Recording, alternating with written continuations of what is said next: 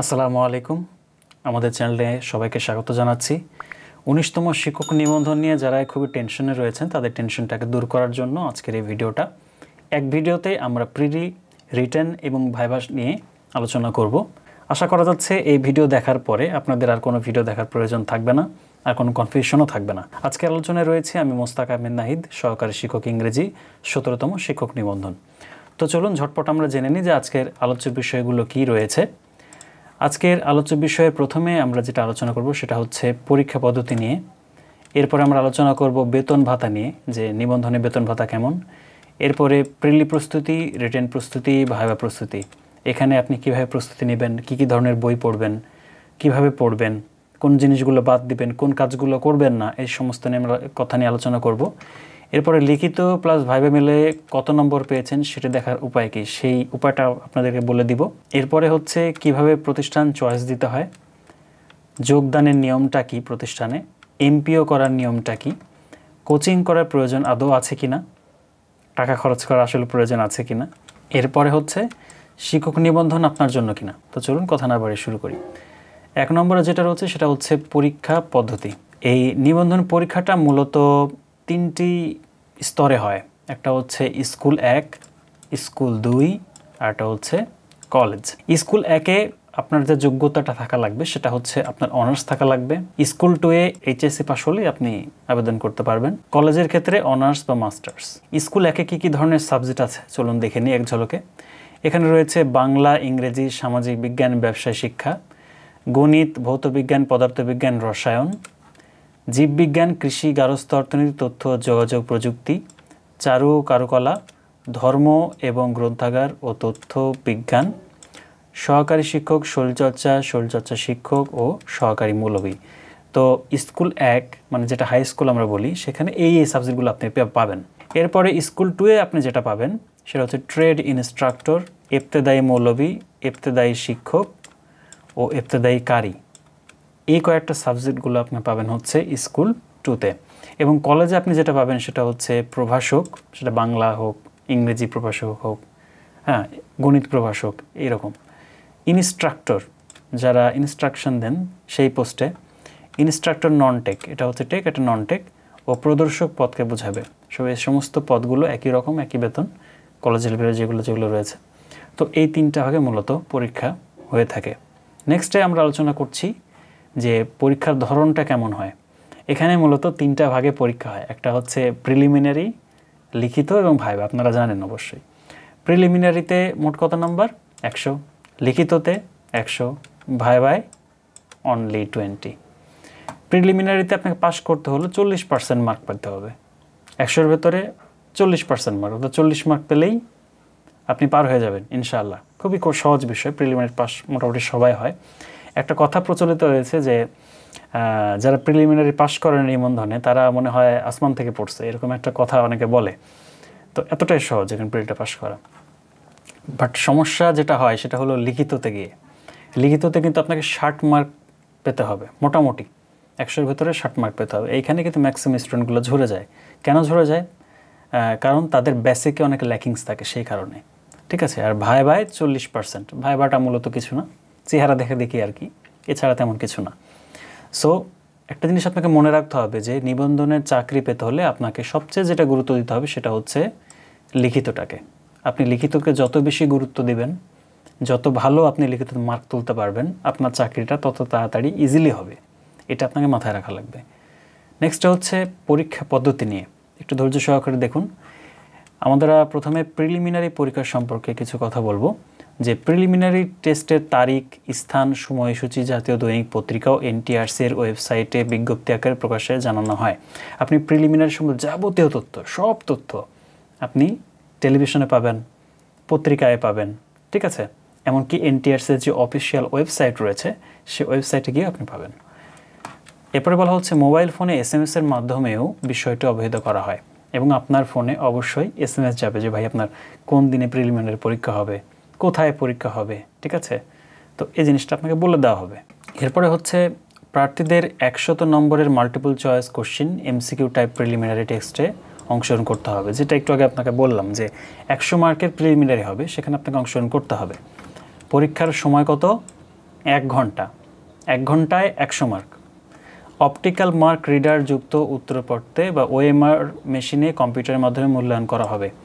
এখানে যারা OMR sheet আপনারা চেনেন, সে ওএমআর শিট এখানে মূলত পরীক্ষাটা হবে। সময় 1 ঘন্টা, মার্ক কত? 100। এই পরীক্ষায় মোট 100টি প্রশ্ন থাকবে।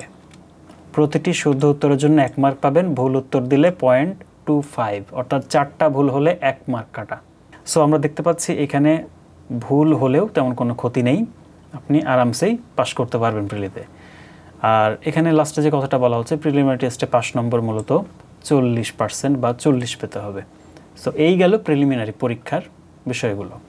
এরপর হচ্ছে প্রিলিমিনারি পরীক্ষার মান বন্টনটা কেমন, তাই না? দেখুন, আপনি প্রিলিমিনারি পাস করতে গেলে 100 নম্বর লাগবে, আমরা জানি। এখন বাংলা কত? 25, ইংরেজি 25, গণিত 25, সাধারণ জ্ঞান 25। ধরুন এর ভিতরে কোনো একটা সাবজেক্ট আপনি জানেন না, মানে আপনি কম পারেন। ধরেন আপনি এখানে গণিত আপনি পারেন না, কথার কথা, গণিতটা আপনি পারেন না। সেক্ষেত্রে আপনি এটা বাদ দিয়ে বাকি যে 3টা আছে, 3 25 75 হয়, তো 75 মার্কের ভেতর পরীক্ষা দিলেও কিন্তু আপনি আরামসে টিকবেন। আবার ধরুন কারো ইংরেজির সমস্যা, আপনি ইংরেজিটা একটু কম করলেন বা হাত দিলেন না, হ্যাঁ, তো সেক্ষেত্রে বাকি যেগুলো আছে সেগুলো যদি ট্রাই করেন এমনি হয়ে যাবে দেখবেন। এরপরে হচ্ছে আমরা পরবর্তী পর্যায়ে যাই, প্রিলিমিনারি পরীক্ষার বইগুলো। অনেকে বলেন যে ভাইয়া প্রিলিমিনারির জন্য বেস্ট বই কোনগুলো হবে? দেখুন, বেস্ট বই আসলে বাজারে বইয়ের কোনো অভাব নাই, বাট আমি যেটা ট্রাই করেছি সেটা হচ্ছে প্রফেসরসের এই বইটা আমি ট্রাই করেছি। আপনারা জানেন প্রফেসরস বাংলাদেশের নাম্বার 1, তাদের দীর্ঘদিন ধরে বিশ্বস্ততার সাথে তারা বইগুলো ছাপাচ্ছে। প্রফেসরস বইগুলো খুবই উন্নত মানের হয় এবং তথ্য অনেক বেশি থাকে। তো আমার তাগাদা থাকবে আপনারা প্রফেসরসের বইটা পড়ুন। আর দ্বিতীয়ত হচ্ছে জর্জের বা MP3 যেটা, MP3 যে সিরিজেরগুলা, আপনি একটা MP3 কিনে নিলে আপনার বিসিএসের জন্য হবে, আবার এই নিবন্ধনের জন্য হবে, ব্যাংকের জন্য হবে। তো এই দুটো জিনিস আপনি পড়ে দেখতে পারেন। এর পাশাপাশি আরও কিছু রয়েছে, যেমন দিগদর্শন রয়েছে, তিতাস রয়েছে, এগুলো ভালো, বাট আমার চোখে এই দুইটাই বেস্ট। এরপরে হচ্ছে দেখুন, লিখিত পরীক্ষার বিষয় নিয়ে এখন আমরা কথা বলবো। প্রিলিমিনারি তো শেষ। সো লিখিত পরীক্ষার তারিখ, স্থান, সময়সূচি সেম একইভাবে দৈনিক পত্রিকা NTRC এর ওয়েবসাইটে দিয়ে দেওয়া হবে। এটা আবার SMS এর মাধ্যমেও অবহিত করা হয়ে যাবে আপনাকে। এরপরে দেখুন, 100 নম্বরের প্রতিটি বিষয়ে লিখিত পরীক্ষার সময় 3 ঘন্টা। এখানে যারা বাংলার শিক্ষার্থী রয়েছেন তারা বাংলায় পরীক্ষা দিবেন, যারা ইংরেজি শিক্ষার্থী রয়েছেন তারা ইংরেজিতে পরীক্ষা দিবেন, যারা রাষ্ট্রবিজ্ঞানের শিক্ষার্থী আছেন তারা রাষ্ট্রবিজ্ঞানে দিবেন, ঠিক কিনা? তো তারা এই নিজের সাবজেক্ট অনুযায়ী তারা লিখিত পরীক্ষা দেবেন এবং সময়টা কত? অনলি 3 ঘন্টা। লিখিত পরীক্ষার পাস মার্ক কত? 60%। ঠিক আছে, এই হলো আমাদের লিখিত পরীক্ষার সম্পর্কে তথ্য। এরপরে বলা হচ্ছে লিখিত পরীক্ষায় কোন ভাষায় উত্তর দিবেন। এখানে যেটা সবচেয়ে ভালো উত্তর সেটা হচ্ছে যে বাংলা, ইংরেজি ও অন্যান্য ভাষা সম্পর্কিত বিষয়ের প্রশ্নের উত্তর সংশ্লিষ্ট ভাষাতেই লিখতে হবে। আপনি যদি বাংলার স্টুডেন্ট হন, আপনি বাংলা লিখবেন।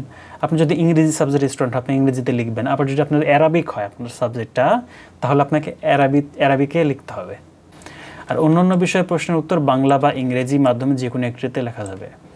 অন্য যে সকল সাবজেক্ট, ধরুন আপনার সাবজেক্ট রাষ্ট্রবিজ্ঞান, আপনি যদি চান না আমি ইংরেজিতে দিতে পারবেন। আপনি যদি মনে না বাংলাতে লিখতে পারবেন, কোনো সমস্যা নেই। এরপর হচ্ছে লিখিত পরীক্ষার জন্য কোন প্রকাশনীর বই পড়বেন। সেম এই কোশ্চেনটা বারবার আসে। আমার চোখে লিখিতর জন্য মোটামুটি সবচেয়ে ভালো হলো ফ্রেন্ডস বুক কর্নারের ফ্রেন্ডসের যে বইগুলো রয়েছে সেটা আপনারা ট্রাই করতে পারেন। যে ফ্রেন্ডসের যে ইংরেজি যে বইটা রয়েছে এটা কিন্তু খুবই ভালো লিখিতর জন্য। এরপরে দেখুন রয়েছে দিগদর্শন রয়েছে কিংবা ওরাকল রয়েছে, এই ধরনের অসংখ্য প্রকাশনী বাজার রয়েছে। আপনার যেটা ভালো লাগে আপনি কিনে নেবেন, ঠিক আছে। সবচেয়ে বেটার হয় আপনার যদি কোনো ফ্রেন্ড থাকে তাহলে 2 ফ্রেন্ড মিলে 2 প্রকাশনীর গাইড কিনবেন লিখিতর জন্য। এক ফ্রেন্ড ধরেন কিনলেন ফ্রেন্ডসের, আরেক ফ্রেন্ড কিনলো দিগদর্শনের, 2 জনে মিলে ঝুলে একখানে বসে আপনারা যদি মিলে ঝুলে পড়াশোনা করেন তাহলে আমার মনে হয় চাকরিটা পাওয়া অনেক ইজি হয়ে যাবে। আর একটা কথা আমি বলি, লিখিত পরীক্ষার জন্য আসলে কিন্তু গাইডটা যথেষ্ট না। এটার জন্য আপনাকে অনার্স লেভেলের পড়াটা ভালোভাবে কভার করতে হবে। আপনারা যা পড়েছেন অনার্স লেভেলের সেটা খুবই ভালোভাবে পড়বেন। আর অনার্স লেভেলের বেসিক যার ভালো থাকে সেই কিন্তু নিবন্ধন লিখিততে টেকে। যাদের বেসিক অত্যন্ত কম তারা কিন্তু এখানে টিকবে না। এখন অনেকে প্রশ্ন করে যে ভাইয়া আমি তো নিয়মিতই বেশ ভালো মার্ক তুলি অনার্স লেভেলে, আমার ভালো মার্ক ছিল, 3 পয়েন্টের উপর ছিল, কেন আমি টিকলাম না? দেখুন, আপনার পাস মার্ক অনার্স লেভেলে যে মার্কটা স্যাররা দেয় সেটা এক জিনিস, আর প্রতিযোগিতামূলক পরীক্ষায় যে মার্কটা দেয় সেটা কিন্তু আরেক জিনিস। দুইটা একসাথে মিলালে কিন্তু হবে না, ঠিক আছে? সো আপনাকে কিন্তু বেসিকটা বাড়াতে হবে। লিখবেন কম, পরিমাণ মতো লিখবেন, খুব বেশিও লিখবেন না, কমও লিখবেন না। যেটা চেয়েছে সেটা লিখবেন পরিষ্কারভাবে, খাতা হাতে লেখা যেন সুন্দর হয়, সব কিছু মিলে। খুব বেশি লিখলে স্যাররা বিরক্ত হবেন, আর কম লিখলে স্যাররা বিরক্ত হবেন। প্রথমে এমন কিছু আপনাকে লিখতে হবে যেই প্রশ্নটার উত্তর আপনার খুব ভালো জানা আছে, সেভাবে আপনাকে লিখিত পরীক্ষায় উত্তর করতে হবে, ঠিক আছে? এরপরে গেল মৌখিক পরীক্ষা। আসুন, মৌখিক পরীক্ষার সময়, তারিখ SMS এর মাধ্যমে জানানো হবে, সেম একই স্টাইলে। এরপর বলা হচ্ছে প্রার্থীদের 20 নম্বরের মৌখিক পরীক্ষা হবে। মৌখিক পরীক্ষার 2টি অংশ থাকবে, শিক্ষকতা যোগ্যতার উপর 12 এবং প্রশ্ন উত্তরের উপরে 8। দেখুন, মৌখিক পরীক্ষার মোট মার্ক কত? 20। এর মধ্যে 2টা অংশ, একটা হচ্ছে শিক্ষকতা যোগ্যতার উপর, আপনার সার্টিফিকেটের উপরে থাকবে 12 মার্ক, আর প্রশ্ন উত্তরের উপর থাকবে হচ্ছে 8 মার্ক। মানে আপনাকে ভাইভাতে বসে কোশ্চেন করবে, কে বাবা কোত্থেকে আসছো, তোমার স্ট্রেংথ কী, তারপরে এই শিক্ষকতা পেশায় কেন আসছো, এই ধরনের কোশ্চেনগুলো আপনাকে করবে। সেই কোশ্চেনগুলোর উপরে থাকবে কত? 8 মার্ক। আর SSCর সার্টিফিকেট, ইন্টারের সার্টিফিকেট, অনার্সের সার্টিফিকেট সবগুলো মিলায়ে 12 মার্কে। 12 আর 8 কত হলো? 20। এই 20-এর ভেতরে আপনাকে কত মার্ক পেতে হবে? 40%। 20-এর মধ্যে 40% মানে কত? 12 মার্ক, তাই তো? আর মৌখিক পরীক্ষা সম্পর্কে বিস্তারিত জানতে একটা ভিডিও পাবলিশ করা হয়েছে আমার চ্যানেলে, আমি ডিসক্রিপশনে সেটা লিঙ্ক দিয়ে দেবো। সেই ভিডিওটা দেখলে মৌখিক পরীক্ষা সম্পর্কে আরও বিস্তারিত জ্ঞান আপনারা পাবেন। পরীক্ষা পদ্ধতির ভেতরে আরও বেশ কয়েকটা রয়েছে, যেটা হলো NTRC সার্টিফিকেট উত্তোলন। ধরুন আপনার মৌখিক পরীক্ষা হয়ে গেছে, মৌখিক পরীক্ষা হওয়ার কিছুদিন পরে আপনাকে সার্টিফিকেট দেওয়া হবে একটা। সার্টিফিকেটে আপনার কি থাকবে? আপনার মৌখিক পরীক্ষায় কত নাম্বার পেয়েছেন, এই সবগুলো সেখানে উল্লেখ থাকবে। এরপরে কি হবে? একটা গণবিজ্ঞপ্তি হবে, সরকার একটা গণবিজ্ঞপ্তি চালু করবে। যেমন বর্তমানে একটা কার্যক্রম রয়েছে, কত? 6ষ্ঠ গণবিজ্ঞপ্তির সামনে হবে, আপনারা পাবেন 7ম গণবিজ্ঞপ্তি। সেই গণবিজ্ঞপ্তির আওতায় কোন প্রতিষ্ঠানে কতগুলো পোস্ট ফাঁকা আছে সেই সম্পর্কে একটা তথ্য দিবে। গণবিজ্ঞপ্তি যখন হয়ে যাবে তখন আপনাকে প্রতিষ্ঠান চয়েস দিতে হবে, ঠিক আছে? গণবিজ্ঞপ্তি হয়ে যাবার প্রতিষ্ঠান চয়েস দিতে হবে। আপনি যদি টেকেন তাহলে কোন কোন প্রতিষ্ঠান, মোটামুটি 40টা প্রতিষ্ঠান কিন্তু আপনি দাগাইতে পারবেন। সে প্রত্যেকটা প্রতিষ্ঠান আপনাকে চয়েস দিয়ে দিতে হবে। এরপরে হচ্ছে প্রাথমিক সুপারিশ। আপনি ধরেন চয়েস দিলেন, দেওয়ার পরে আপনি টিকলেন, তা আপনি কোন প্রতিষ্ঠানে টিকলেন বা কোন প্রতিষ্ঠানে আপনার জব হলো সেটা সম্পর্কে একটা SMS দিয়ে জানানো হবে যে আপনাকে অমুক প্রতিষ্ঠানে প্রাথমিক সুপারিশের জন্য সিলেক্ট করা হয়েছে। ব্যাস, আপনার তো খুশিতে নাচতে শুরু করবেন, বাহ আমার জব তো হয়ে গেল। এরপরে কিছুদিন পরে আবার চূড়ান্ত সুপারিশ করবে। চূড়ান্ত সুপারিশ করে বলবে যে আপনাকে অত তারিখ থেকে কত তারিখ পর ডেট দিলাম, এই ডেটের ভেতরে গিয়ে প্রতিষ্ঠানে গিয়ে আপনি যোগ দিন, ঠিক আছে? এরপরে হলো যোগদান। এরপরে আপনাকে কিছু কাগজপত্র সহকারে আপনাকে যোগ দিতে হবে। এরপরে MPOর আবেদন করতে হবে। যোগদানের পরে কিছুদিনের ভেতর আপনাকে MPOর আবেদন করতে হবে। MPOর আবেদন করে সেটা যদি গ্র্যান্টেড হয় তাহলে আপনি টাকা পাবেন, নইলে টাকা আসবে না। তো এই হলো আমাদের সম্পূর্ণ পরীক্ষা পদ্ধতি, খুব ভেজাল, বুঝছেন তো? এখন আমরা বেতন ভাতা সম্পর্কে আলোচনা করব যে NTRC মূলত কেমন বেতন ভাতা দেয়। তো এখানে দেখুন স্কুল 1, স্কুল 2, কলেজ 3টা সেকশনে আমি ভাগ করেছি। এর পাশে রয়েছে মূল, বাড়ি ভাড়া, মেডিকেল এবং মোট কত টাকা আমরা পাচ্ছি। তো স্কুল 1-এর ব্যাপারে মূল বেতন হচ্ছে এখানে 12,500 টাকা। আপনি যখন ঢুকবেন আপনার বেসিক হবে 12,500 টাকা, এর সাথে বাড়ি ভাড়া 1,000, মেডিকেল 500, সব মিলে 14,000 টাকা। 14,000 টাকা আপনি পাবেন যদি B.Ed করা না থাকে তো। আর স্কুল 2-এ কত থাকবে? মূল বেসিক হচ্ছে 9,300 টাকা, 1,000 টাকা বাড়ি ভাড়া, 500 টাকা মেডিকেল, সব মিলিয়ে 10,800 টাকা।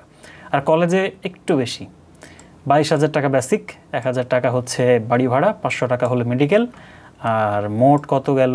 23,500 টাকা। তার মানে কলেজে তুলনামূলক চলে আর কি। স্কুল 2-এ একদমই চালানো সম্ভব না, স্কুল 1-এ টেনে টুনে চলে আর কি এই। আর এখানে দেখুন একটা বলছে যে B.Ed করলে স্কুল 1-এ বেতন হবে 17,500 টাকা। আপনি যদি B.Ed করেন তাহলে স্টার্টিং থেকে বেতন আপনি পাবেন 17,500 টাকা, আর এটা 10ম গ্রেডে হবে। আর এগুলো যত দেখতে পাচ্ছেন এগুলো সব 11 গ্রেডে, স্কুল 1-এ এটা 11 গ্রেডে, আর 17,500 টাকা এটা কত গ্রেডে হবে? 10ম গ্রেডে। আর 10 বছর পরে কলেজের ক্ষেত্রে অ্যাসিস্ট্যান্ট প্রফেসর হলে বেতন হবে 36,500 টাকা। আপনি স্টার্টিংয়ে যদি 23,500 টাকা দিয়ে ঢোকেন তাহলে 10 বছর পরে 36,500 টাকা আপনি পাবেন। এখন আমি আপনাদেরকে সিলেবাস সম্পর্কে বলবো যে কি কি সিলেবাসে কি কি থাকবে, ঠিক আছে? প্রিলি প্রস্তুতির জন্য সিলেবাসে কী কী থাকবে দেখুন। বাংলায় যেটা 25 মার্কে আপনাকে আনসার করতে হবে, এর ভেতরে কী কী থাকবে দেখুন। ভাষারীতি বিরাম চিহ্নে ব্যবহার থাকবে, বাগধারা থাকবে, ভুল সংশোধন থাকবে, যথার্থ অনুবাদ, সন্ধি বিচ্ছেদ, কারক বিভক্তি, সমাস ও প্রত্যয়, সমার্থক ও বিপরীত শব্দ, বাক্য সংকোচন, লিঙ্গ পরিবর্তন। এপাশে ইংরেজিতে কী কী থাকবে, completing sentence, translation from Bengali to English, translation করা, change of parts of speech, তারপর right form of verb, fill in the blanks with the appropriate word, transformation of sentence, synonyms and antonyms, idioms and phrases. মজার ব্যাপার হলো আপনি প্রিলির জন্য যা পড়বেন, লিখিতর জন্য মোটামুটি ওগুলাই, ভাইবার জন্য ওগুলাই। সো একবার যদি পড়েন, খুব ভালোভাবে পড়বেন, তাহলে সবগুলো কভার হয়ে যাবে। সো আমাদের বাংলা শেষ, ইংরেজি শেষ। এরপরে আসছে সাধারণ গণিত, তাই না? সাধারণ গণিতে 25। সো পাটিগণিত দেখুন কি রয়েছে, গড়, লসাগু, গসাগু, ঐকিক নিয়ম, শতকরা, সুৎকষা, লাভ ক্ষতি, অনুপাত, সমানুপাত, খুবই কমন। আপনি একবার পড়লে বিসিএস এবং নিবন্ধন দুটার জন্য কভার হয়ে যাবে ইনশাল্লাহ। এরপর হচ্ছে বীজগণিত দেখুন, উৎপাদক, বর্গ, ঘন, সম্বলিত, সূত্রাবলী প্রয়োগ, গসাগু, বাস্তব সমস্যা, সমাধানে বীজগণিতিক সূত্র গঠন ও প্রয়োগ, সূচক ও লগারিদম সূত্র প্রয়োগ, তাই না? এরপরে জ্যামিতি কি, রেখা, কোণ, ত্রিভুজ, চতুর্ভুজ, ক্ষেত্রফল, বৃত্ত সম্পর্কিত ধারণা, নিয়ম ও প্রয়োগ, জ্যামিতির ক্ষেত্রে এইগুলো লাগবে। সাধারণ জ্ঞান দেখুন 25। সাধারণ জ্ঞানের ভিতরে কী থাকবে, বাংলাদেশের সম্পর্কিত বিষয়, আন্তর্জাতিক বিষয়, চলতি ঘটনাবলী, বিজ্ঞান, প্রযুক্তি, পরিবেশ এবং রোগব্যাধি সম্পর্কিত মৌলিক জ্ঞান। সাধারণ জ্ঞানের ব্যাপারটা আমি বলি, এখানে আপনাকে চলতি ঘটনাবলী সম্পর্কে কিছু জ্ঞান রাখতে হবে, আপনাকে বিজ্ঞান, প্রযুক্তি, পরিবেশ সম্পর্কে জ্ঞান রাখতে হবে, রোগব্যাধি সম্পর্কিত। মানে একটা সেকশন পড়লেই মোটামুটি সব চাকরির জন্য আপনার পড়া এখানে হয়ে যাবে, ঠিক আছে? তো আমাদের প্রিলির জন্য যা সিলেবাস সেটা আমরা দেখলাম। এবার আমরা কলেজ পর্যায়ের জন্য দেখব, প্রিলিতে কলেজে টেকার জন্য কী কী ধরনের জিনিস থাকবে। দেখুন, কলেজে প্রিলির জন্য থাকবে হচ্ছে বাংলা 25, ইংরেজি 25, ঠিক আছে? এরপরে ভাষারীতি, বাংলায় কি বলছে দেখুন, ভাষারীতি ও বিরাম চিহ্নের ব্যবহার, বাগধারা, বাগবিধি, ভুল সংশোধন বা শুদ্ধকরণ, যথার্থ অনুবাদ ও শিরোনাম, সন্ধি বিচ্ছেদ, কারক বিভক্তি, সমাস, প্রত্যয় বিন্যাস, সমার্থক ও বিপরীতার্থক শব্দ, প্রায়োগিক বা প্রয়োজনীয়তা, বিরাম চিহ্ন, বাগধারা, সন্ধিকারক, সমাস, কারক বিভক্তি, প্রত্যয় প্রভৃতি। অর্থাৎ এই জিনিসগুলো ঘুরে ফিরে মানে স্কুল পর্যায়ে যায়, কলেজ পর্যায়ে মোটামুটি ওইরকমই। বাট ইংরেজির ক্ষেত্রে কলেজ পর্যায়ে একটু ডিফারেন্ট। যেমন এখানে কি আসবে, errors in composition, fill in the blanks with appropriate preposition, use of article, এই জিনিসগুলো আসবে, প্রিপোজিশন, আর্টিকেল আসবে। ভার্বস তো অবশ্যই আসবে। Identify appropriate translation from Bengali to English, আপনাকে ট্রান্সলেশন করতে আসবে, বাংলা থেকে ইংরেজি করতে হবে। Identify appropriate title from the story, একটা গল্প দেওয়া থাকবে, সেই গল্পের একটা টাইটেল আপনাকে বানাইতে হবে, বুঝতে পারছেন? তারপরে আর্টিকেল লিখতে আসতে হতে পারে। ট্রান্সফরমেশন অফ সেন্টেন্স চেঞ্জিং আসবে, ট্রান্সফরমেশন আসবে। Synonyms and antonyms, synonym antonym আসবে।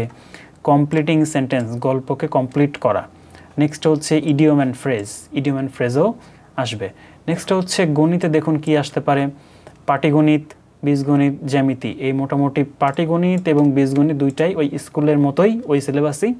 বাট জ্যামিতি ক্ষেত্রে এখানে একটু চেঞ্জ আছে, যে পরিমিতি ও ত্রিকোণমিতি সম্পর্কিত সাধারণ ধারণা, নিয়ম ও প্রয়োগ, এই জিনিসগুলো আসবে হচ্ছে কলেজের ক্ষেত্রে। আর সাধারণ জ্ঞান অংশে স্কুল এবং কলেজের যে সিলেবাস রয়েছে সেম জিনিস এখানে আসবে। এবার আসুন রিটেন প্রস্তুতি নিয়ে আমি একটু কথা বলবো। রিটেন প্রস্তুতি হচ্ছে দেখুন, মোটামুটি 3টা পদ্ধতি কাজে লাগিয়ে রিটেন পরীক্ষা আপনি ভালো করবেন। একটা হলো সিলেবাস ভালোভাবে দেখে নিতে হবে। রিটেনের যে সিলেবাস রয়েছে সেটা আপনার এনটিআরসির যে অফিসিয়াল ওয়েবসাইট রয়েছে, সেই ওয়েবসাইটে গেলে সেখানে দেখুন সিলেবাস দেওয়া রয়েছে, আপনার পিডিএফটা ডাউনলোড করে দেখে নেবেন কোন কোন সিলেবাসে কী কী থাকবে। এটা গেল 1 নম্বর।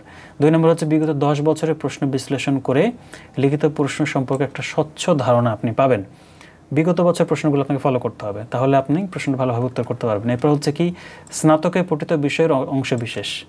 আপনি অনার্সে যা পড়েছেন, আই রিপিট, অনার্সে যা পড়েছেন সেই জিনিসটা বারবার দেখতে হবে। একটা কথা কখনোই ভুলবেন না, অনার্সে যাদের বেসিক ভালো তারাই লিখিততে টিকবে, তারাই চাকরিটা পাবে। এইগুলো আমাদের রিটেন প্রস্তুতি। নেক্সট হচ্ছে ভাইবা প্রস্তুতি, যেটা আমি আপনাকে বলেছিলাম যে ভাইবা 20 মার্ক থাকে। তো কাগজপত্রের উপরে 12 মার্ক আর হচ্ছে প্রশ্ন উত্তরে 8 মার্ক। আর ভাইবার সম্পর্কে আমার যে ভিডিওটা দেওয়া রয়েছে সেই ভিডিওটা দেখবেন, ইনশাল্লাহ আরও বেশি কভার হয়ে যাবেন। একটা প্রশ্ন অনেকেই করেন যে ভাই ভাইবাতে যদি কিছু না পারে তাহলে কি চাকরি হবে? ভাই কিছু না পারলে তো আসলে জব হবে না, কিছু তো পারতে হবে। এত বছর ধরে পড়াশোনা করেছেন, কিছু তো 2-1টা প্রশ্নের উত্তর তো বলা অবশ্যই সম্ভব নাকি? তো আমার বিশ্বাস যে 2-1টা প্রশ্ন 5-6টা আপনার কোশ্চেন করবে, এর ভিতরে 2 থেকে 1টা কোশ্চেন পারলে আপনি পাস। আর কাগজপত্রে যদি কোনো ভুল না থাকে তাহলে কোনো সমস্যা নেই। এরপরে হচ্ছে দেখুন, লিখিতভাবে মিলে কত নম্বর পেয়েছেন সেটা দেখার উপায় কি? যেটা বললাম, মৌখিক পরীক্ষা যখন শেষ হয়ে যাবে তার কিছুদিন পরে আপনাকে একটা এই যে এইরকম একটা সার্টিফিকেট দেওয়া হবে, NTRC সার্টিফিকেট। দেখুন যেখানে লেখা আছে সার্টিফিকেট টিচার্স রেজিস্ট্রেশন এক্সামিনেশন 2020। এটা মূলত আমার সার্টিফিকেট ছিল 2020 সালের যে দিয়েছিলাম। তো এরকম থাকবে, দেখুন এখানে লেখা থাকবে যে অপশনাল 100 মার্কের রিটার্নের মধ্যে কত পেয়েছেন, এখানে আপনি যে মার্কটা পেয়েছেন সেটা এই ঘরে দেখাবে, আর ভাইভাতে আপনি কত মার্ক পেয়েছেন সেটা এই ঘরে দেখাবে, ঠিক আছে? তো এইভাবে আপনি এটা জানতে পারবেন। এটা সার্টিফিকেট কোত্থেকে সংগ্রহ করবেন? আপনার পরীক্ষা যখন শেষ হয়ে যাবে তখন আপনার জেলা শহরে যাবেন, আপনি সেই জেলা শহরে বিভাগ শহরে গিয়ে সেখান থেকে শিক্ষা অফিস আছে, আঞ্চলিক শিক্ষা অফিস, সেখান থেকে আপনি এখানটা কালেক্ট করে নেবেন, ঠিক আছে? আর বর্তমানে সরকার চেষ্টা করছে সার্টিফিকেট দেওয়ার, সেক্ষেত্রে হয়তো আপনি ঘরে বসে এটা পেয়ে যেতে পারেন। নেক্সটে দেখুন কীভাবে প্রতিষ্ঠান চয়েস দিতে হয়। আমি আগে বলেছিলাম সর্বোচ্চ 40টা প্রতিষ্ঠান আপনি চয়েস দিতে পারবেন। যদি 40টা প্রতিষ্ঠানে কোনোটার ভেতরে আপনার মন মতো না হয়, আপনি সিলেক্ট করে দেবেন, তাহলে বাংলাদেশের অন্য প্রান্তরে আপনার জবটা হবে। প্রতিষ্ঠান চয়েসের ক্ষেত্রে প্রতিষ্ঠান যে আপনি পাবেন সেটা কীভাবে পাবেন? ধরুন এখানে এই একটা প্রতিষ্ঠানে অ্যাপ্লাই করেছে 4 জন, একজনের মার্ক 70, আরেকজনের মার্ক 72, একজনের 58, আর একজন 77, 4 জন মিলে ধরুন এই প্রতিষ্ঠানে একটা পোস্ট ফাঁকা রয়েছে ইংলিশের, সেই পোস্টে আবেদন করলো। এখন আপনি বলুন তো 4 জনের ভেতর প্রতিষ্ঠান প্রধান কাকে নেবে? যার মার্ক বেশি তাকেই নেবে, তাই না? তো এখানে সবচেয়ে কার মার্ক বেশি রয়েছে? 77, তার মানে এই ফার্স্ট চয়েস হিসেবে এখানে কিন্তু জবটা পেয়ে যাবে। সুতরাং আমি বারবার বলছি লিখিত হতে ভালো করুন, লিখিত ভালো করলে ইনশাআল্লাহ জবটা আপনারই হবে। এরপরে বলছে প্রতিষ্ঠান যোগদানের নিয়মটা কি। যখন আপনার প্রতিষ্ঠান চয়েস আপনি দিয়ে দিলেন, আপনি সিলেক্টেড হয়ে গেলেন, এরপর আপনার করণীয় কি? চূড়ান্ত সুপারিশ পাওয়ার পর যোগদানের সময়ের জন্য সময় দেওয়া হবে। নির্দিষ্ট সময়ের ভেতরে যোগদানপত্র, নিয়োগপত্র, চূড়ান্ত সুপারিশের পত্র সহ জরুরি সব ডকুমেন্ট নিয়ে প্রতিষ্ঠান প্রধানের কাছে গিয়ে যোগ দিতে হবে। আপনার সমস্ত কাগজপত্র একখানে করবেন, তারপরে ব্যাগের ভেতরে ঢোকাবেন, তারপর প্রতিষ্ঠান প্রধানের কাছে যাবেন, এই বলেন যে স্যার আমি যোগদান করতে চাই। নেক্সট হচ্ছে MPO করার নিয়ম। খুবই সংক্ষেপে বলি, অনেক জটিল একটা প্রক্রিয়া। এখানে মোট 29টা কাগজ লাগে, 29 ধরনের। চিন্তা করেন একবার, 29 ধরনের কাগজ লাগবে। আপনার আগে টিকার পর ইনশাল্লাহ MPO সম্পর্কে আমারও একটা ভিডিও দেওয়া রয়েছে, সেই ভিডিওটা আপনারা দেখে নিতে পারেন। বেশ একটু জটিল প্রক্রিয়া, বাট টাকা ইনকাম করার জন্য এটা দরকার নাকি? সো এই হলো MPO। এরপরে আমাদের যে কোচিং প্রশ্নটা করা থাকে সেটা হচ্ছে কোচিং করার প্রয়োজন আছে কিনা। এক কথায় শেষ, কোনো প্রয়োজন নেই। অনলাইন কোচিং কিংবা সরাসরি হেঁটে হেঁটে গিয়ে কোচিং, কোনো কোচিংয়ের প্রয়োজন নেই। আপনি নিজে বাসায় পড়বেন, আমি যে পদ্ধতি বলে দিলাম নিজে বাসায় পড়বেন, আপনার বেসিকটাকে আরও বেশি সুগঠিত করবেন। আর কোচিংয়ে যা পড়ানো হয় আসলে ওটাকে পড়াশোনা বলে না। মেইন পড়াশোনা আপনার মাথা থেকে আসবে, আপনার অন্তর থেকে আসবে। কোচিং করে কেউ কখনো চাকরি পায় না। সো এটা আপনাকে মাথায় রাখা লাগবে, ঠিক আছে? নেক্সটে হচ্ছে শিক্ষক নিবন্ধন আপনার জন্য কিনা। এই সমস্ত ঘটনা বিবেচনা করার পরে আমরা দেখব যে এই চাকরিটা আসলে আপনার কিনা। এখানে সুবিধা অসুবিধা রয়েছে কিছু। সুবিধার ভিতরে রয়েছে কাজের স্বাধীনতা রয়েছে, আপনার প্রচুর কারো বকা খাওয়া লাগবে না, কোনো বস থাকবে না, আপনাকে গালাবে না, তাই না? অবসরের জন্য কাজ করা যায়, প্রচুর অবসর। 9টা থেকে 4টা, 9টা থেকে 1টা কাজ করবেন, বাসায় আসবেন, ঘুমাবেন, মজা করবেন, অনেক কাজ করতে পারবেন। ছুটির সুবিধা, যখন তখন চাইলে ছুটি পাবেন। মাতৃকালীন সুবিধা, যারা মহিলা রয়েছেন তাদের জন্য যখন তখন ছুটি পাওয়া যায়, 6 মাস, 8 মাস, 10 মাস, সমস্যা নেই। চাকরির স্থায়ী নিশ্চয়তা, এখানে ঢুকলে আপনার চাকরিটা কি স্থায়ী হবে। বেসরকারি হলে যেরকম চাকরি চলে গেলে একটা ভয় থাকে, সেই ভয়টা আপনার থাকবে না। আর অসুবিধা যেটা, সেটা হলো আমি বলবো যে বেতন কম। এখানে বেতনটা একটু কম, বিলাসিতার সুযোগ নেই। আপনি যদি বেশি বিলাসিতা করতে চান ধরা খাবেন। এরপর হলো দূরের প্রতিষ্ঠানে হলে খরচা বেশি। দূরের প্রতিষ্ঠান হলে বাইকের একটা খরচ আছে বা যাতায়াত খরচ বেশি হয়ে যেতে পারে, সেখানে থাকতে হতে পারে, থাকতে হলে বাড়ি ভাড়া নেওয়া লাগবে, আলাদা খরচ। এরপর হচ্ছে অন্য কাজ না করলে সংসার চালানো মুশকিল। আপনার যদি অন্য কোনো কাজ না থাকে, অন্য কোনো সোর্স না থাকে ইনকামের, তাহলে আপনাকে কিন্তু একটা ভোগান্তির মধ্যে পড়তে হবে। আর সবার শেষে সরকারি চাকরিজীবীদের মতো অবসরের প্রতি মাসে পেনশনের সুযোগ নেই। ভাই, এটা হচ্ছে রিয়েলিটি। আপনি যদি এখানে ঢোকেন, অবসরের পরে সরকারি চাকরিজীবীরা যেরকম যে মাসে মাসে যে বেতনটা পায়, সে বেতনটা আপনি পাবেন না। বাট আপনি পাবেন না, আপনি যদি মারা যান আপনার স্ত্রীও পাবে না, সন্তানও পাবে না। এখানে আপনি যা কামাই করবেন হাতে, আপনার সাথে যাবে সেগুলোর সাথে। ওকে, সো এই হলো আমাদের মূল বিষয়। এখন সিদ্ধান্ত আপনাকে নিতে হবে যে আপনি এই প্রতিষ্ঠানে আসবেন কি আসবেন না। তবে শিক্ষকতা প্রতিষ্ঠান একটা মহান পেশা, আপনাদের সবাইকে আমি ব্যক্তিগতভাবে বলবো যে আপনারা এই প্রতিষ্ঠানে আসুন, শিক্ষকতা পেশাকে নিজের করে গড়ে নিন।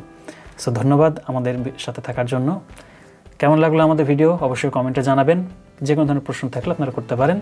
আগামী ভিডিও তো দেখার আমন্ত্রণ জানিয়ে শেষ করছি। আরও হ্যাঁ, অবশ্যই সাবস্ক্রাইব করবেন।